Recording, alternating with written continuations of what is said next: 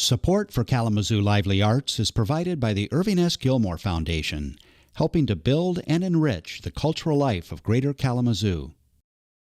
Welcome to Kalamazoo Lively Arts, the show that takes you inside Kalamazoo's vibrant, creative community and explores the people who breathe life into the arts.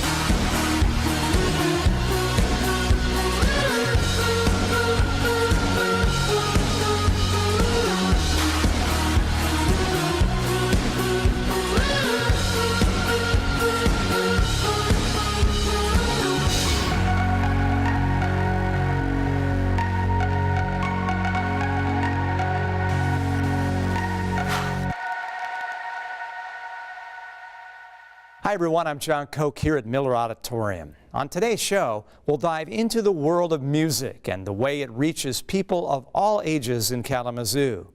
We'll hear about Kids in Tune and Fontana Chamber Arts' amazing performances.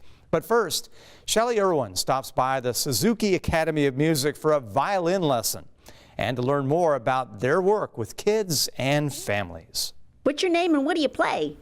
I'm Caroline, and I play the wonderful violin. Why is it wonderful? It has a wonderful sound, and when you're playing it, you can connect to connect to the world. Yeah, tell me how it works. All right, so when you're playing, you want to place your fingers with your left hand. Don't bend keep your wrist out. Don't bend it in. With your bow hold. We'll make a nice bow hold and just play good tune, I guess. Okay.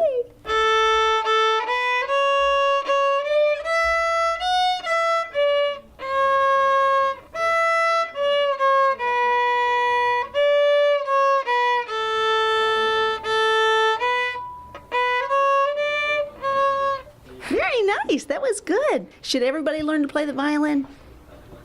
Yeah. Thank you. Why does this academy exist?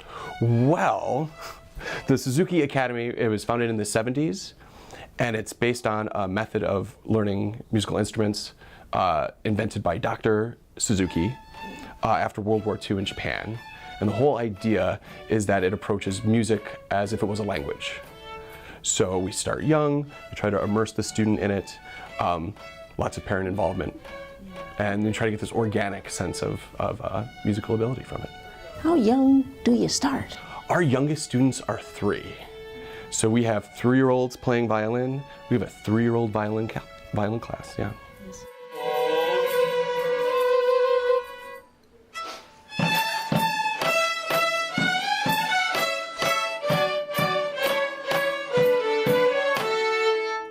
All right, rest position. Teach me to play this violin. All right, so we'll start with your right hand. Okay. Needs to be real loose. You shake it out. Okay, shake it out. And now I want you to flop your fingers over the bow like this. Okay. Yeah, let's try it again. Don't curl around. Oh, don't go. Just flop them. Just flop them. And then your thumb goes right here. And just hold on to it. And then just hold on to it. So it's loose. It's real loose, but this is your bow hold. I'm left-handed. Doesn't matter. Okay. Doesn't matter. Good. All right. Ooh. Okay, holding on to that. And what am I now doing? with your left hand, Okay. which should hold the violin right here. Right here. We're going to bring it up over your head. It's an expensive all violin. the way up. Oh, that's kind of fun. All the way down. Oh. The top, and then put your neck. Like this? Yeah. Yes. Night, night. Absolutely. Okay. So hold on to this bow. And now Wow. I'll go first. Okay. Your turn. Good. Let's try it on another string. You sounded better. There we go. Go for it. Beautiful. Wow. Beautiful. Hired. Thank you very much, teacher. Yeah. You're very welcome.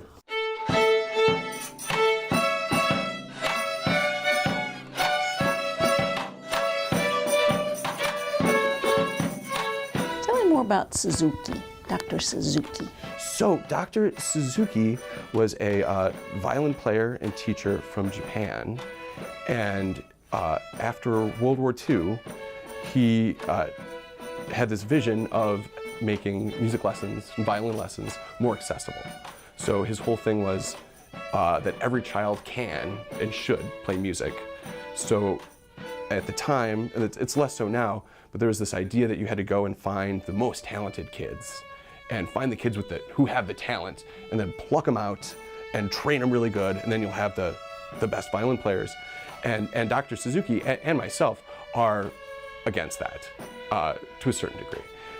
It's something that everyone can do, and if you're patient and nurturing and have high standards, it's absolutely an activity for everybody.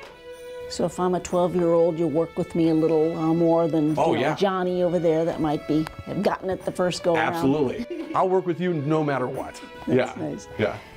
There's a big emphasis on listening to music, and the more we listen, the more we'll internalize it, and the more the piece becomes our own. And all of it is based around the idea that music is a language. And now let's start with your feet. Make sure your feet are underneath your shoulders and your knees are loose. And let's see you bring the violin up over your head. Oh, other hand. Yeah, right with like this hand? Yep. Oh, yeah. And find that sweet spot on your shoulder. I feel like I'm a 3-year-old. Okay. And now this is something I call airport bows. Airport bows? Where you start with your bow right here. Okay. And your arms out. Oh, and then arms out. And then you fold it in like this. Okay. And the violin and the bow comes off the string. Yeah, give it a try. Yeah, you can use the whole bow. What's the purpose of this? So, this helps. Oh, let's try it again. Yeah, and it helps open and close your right arm, because it's this gesture which is so important to getting a good sound on the violin. One more time. Here we go. Go for it. Voila! Gorgeous. Gorgeous. How cool with you being influenced by Suzuki as a young Jacob and now an older Jacob. How has that influenced your life, this experience? It cannot be overstated how much the Suzuki Academy has affected my life. When I grew up here in the method and in the Suzuki program, I was very into it. It was a big priority for me. And then all my musical training and then my early professional experience all came from the Suzuki Academy of Kalamazoo. Gonna get your little girls involved? They already are. Oh. Yeah. Are you different than the other trained violinists? Well, I don't know how different I am, but I do think of my Suzuki training growing up. Whenever I'm in orchestra or playing chamber music, there's such an emphasis on listening and following the conductor as opposed to reading the music on the page. I feel a freedom when I play that I think comes from the Suzuki method. Very nice, very nice. Kalamazoo Kids in Tune is brought together by several great organizations to offer after-school orchestra and youth development programming to 1st through 5th graders. Students learn to play instruments and perform on stage, as you'll see at the end of tonight's episode. Rick Barth tells us about Kalamazoo Symphony Orchestra's efforts with Kids in Tune and more.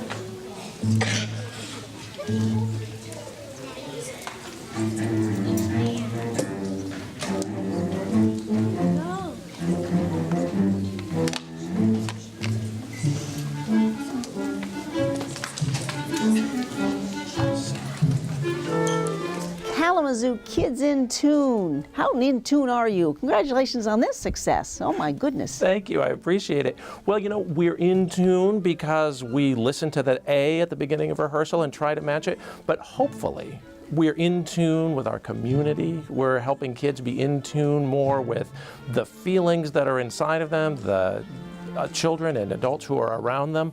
Our idea is that through orchestra music and orchestra performance, we learn some big life lessons that make our lives in our community a little more in tune. How did this come to be? Well, I owe it all to the Kalamazoo Symphony Orchestra and Liz Euchre, who about 7 or 8 years ago had a vision. And one summer, I volunteered to do 1 hour a day of a course that was going to involve some mathematics, some music. It was really kind of an academic course to fill a spot in their otherwise fairly lean program of a 6-week summer camp. After the first hour, Liz said, you know, we're kind of interested in having all these kids begin symphonic orchestra instruments and play together, but we don't have any music for them. So, you know, I took music theory in school just like everybody else. So I went home over the lunch hour and made a little piece, just about 4 bars long. And I brought it back after lunch and I said, here you go. Why don't you try this with the kids? And then Liz said, oh, but it'd be great if we had somebody to lead the orchestra playing this piece. So I stuck around. I conducted the first Kids in Tune Symphony Orchestra rehearsal. And I've been doing it every day, just about for the last 6 years.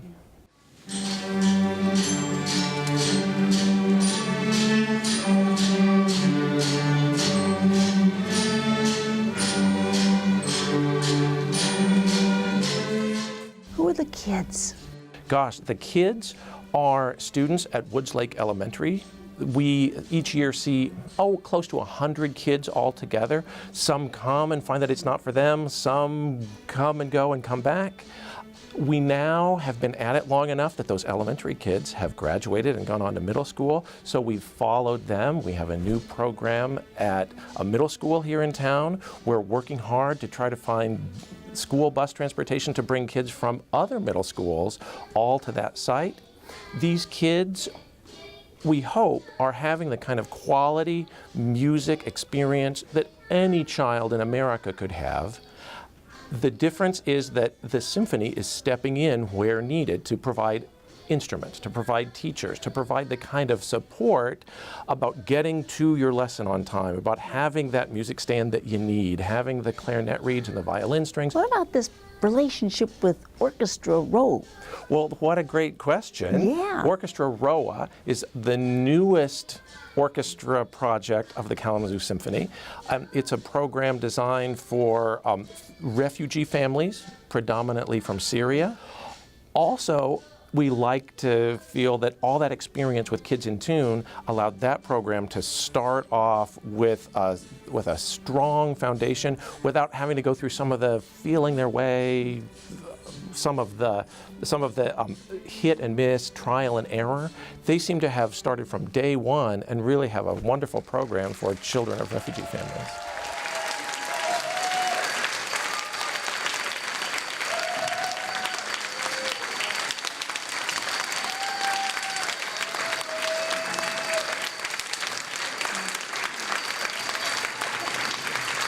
You are Kalamazoo Kids in Tune, but haven't you been recognized nationally? We have. So just this summer, we were named of one of just 7 nationwide programs who received a fellowship from Carnegie Hall. You know that joke. How do you get to Carnegie Hall? Well, Practice, one thing you could do is you could work with the Kalamazoo Symphony to make an after-school orchestra program, work really hard at it for 5 or 6 years, and then get recognized by Carnegie Hall. The award includes some money that we use to start our middle school program. It also includes some opportunity to share ideas with other programs like ours. Next month, a group of people from Carnegie Hall will be coming to our site to observe and give us their insights and get insights from us. In February, a group of us will go to New York City to Carnegie Hall for an event that recognizes this award. Also this summer, we were named by the President's Council on Arts and Humanities as one of the 50 best and most innovative arts education programs in the country. When the kids grow up, you get more kids, don't you? That's the idea. From the beginning, we've always said, you know, this is a generation-long project. When we have Kids in Tune kids and Kids in Tune grandkids, we'll know that we've had a success. We've done what we wanted to do for the community. Keep the Kalamazoo kids in tune. Nice job. Thanks. Yep.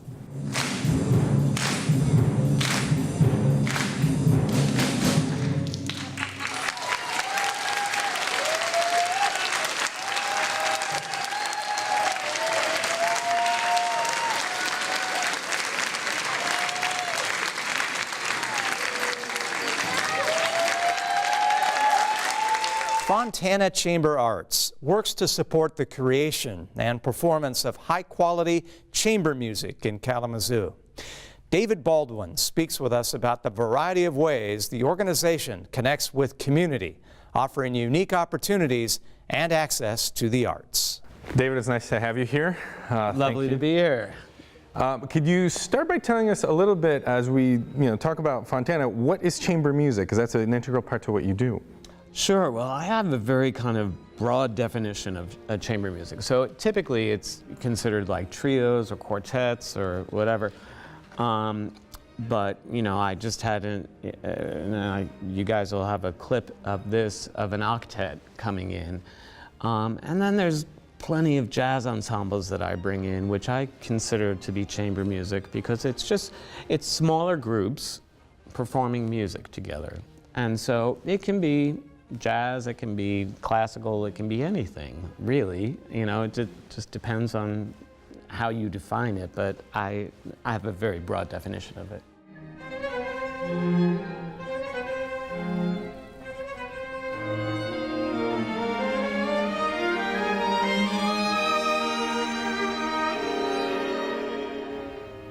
How has your programming changed how you do this over the years? Do you know, I try to mix it up as much as possible. I try to think about the audience. Certainly when I first got there, learning what the audience and what they're interested in and what that can also mean for me takes a while. It takes about a year or so until you figure that out. But so I think that's how it's changed, and I do. I have to respect my audience, and I do respect them. But I also have to be. I can't sell out. I have to be true to myself. So there's that balance, but that hasn't been a problem in Kalamazoo. Academy of St. Martin and Fields? So Academy of St. Martin in the Fields, this was an octet. So it's a group that's drawn from the Academy, which is a very famous orchestra in London. And I lived in London for 8 years, and I also had the honor of being able to tour them in the United States for a number of years. And so I knew a lot of the players, and they're all good guys.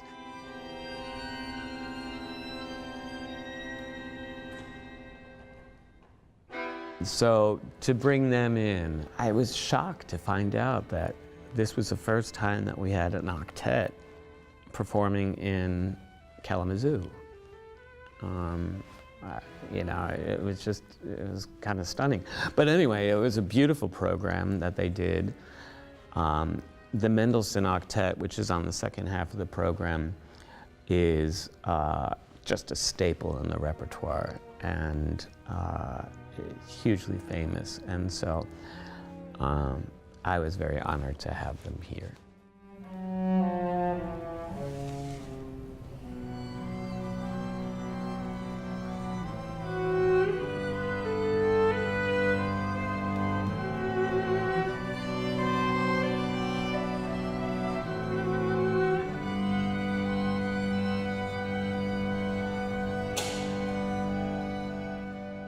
Job aside, what is it about chamber and smaller groupings of musicians that appeals to you? What does it mean to you? Well, I think a lot of it has to do with the fact that I was trained as a pianist, and I studied as a pianist and an accompanist. And the experience of being in a small group. So I never really had the experience of being in a large orchestral ensemble or anything like that. I was always in small situations, whether it be a recital, whether it be a trio, whether it be this, whatever. It's just much more intimate to me and very much more meaningful in a lot of ways. So that's just that was my background, so that's where I came from.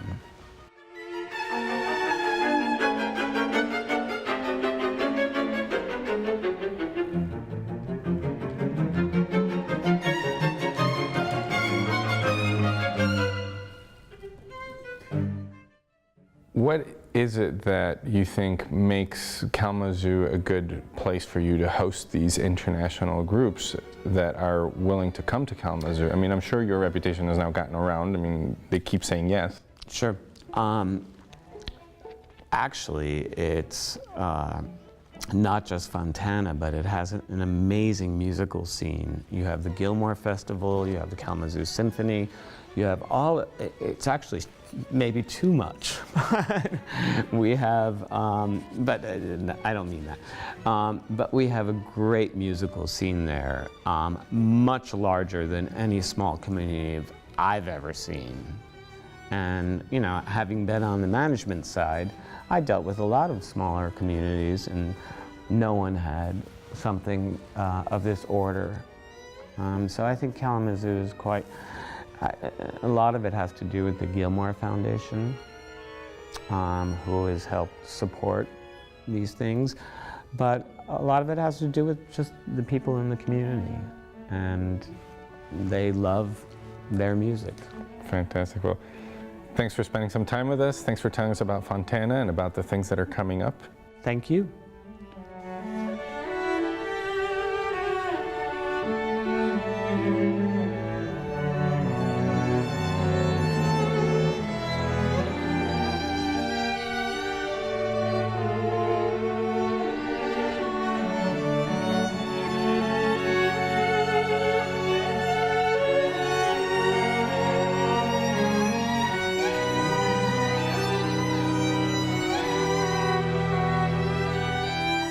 Thank you for joining us on this week's episode of Kalamazoo Lively Arts. Tune in next week for more great artists and performances, and go online for more great content. We leave you tonight with the Kalamazoo Symphony Orchestra's spooktacular event at Woods Lake Elementary, featuring Kalamazoo Kids in Tune and Orchestra Roa. I'm John Koch. Have a great night.